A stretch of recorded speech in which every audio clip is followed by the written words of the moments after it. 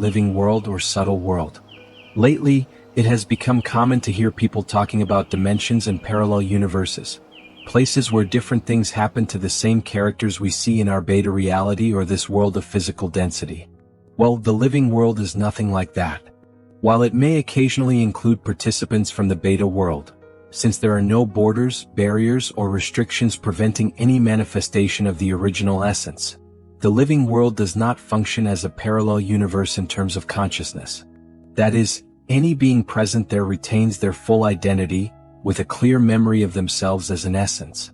Now that we've clarified what the living world is not, let's discuss what it actually is.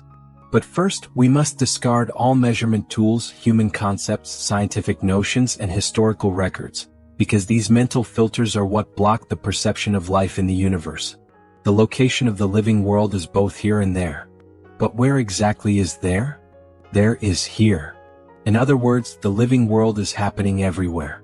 That's why the idea of it being a parallel realm is incorrect. It simply exists everywhere. And what about time? When does this thing begin?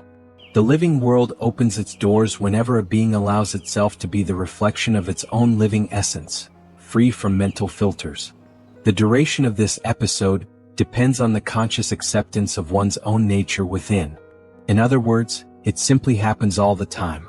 Without the use of psychotropics, by adjusting our brain frequency to waves below 13 Hz per second, we free ourselves from the intensity of the beta state. This allows us to perceive how living life unfolds, to understand its purposes, motivations, and the way it sustains itself. Yes, we are talking about nature, but we are seeing it through the eyes of a soul liberated from the limiting interests that dominate human minds. The inhabitants of the living or subtle world profit by what they contribute, not by what they take away. Cooperation is the foundation of their existence, ensuring collective expansion by merging the surrounding consciousness with the best of each individual. Thus, scarcity is impossible where elements profit to fulfill needs. A simple connection between elements gives birth to new parts within their awareness.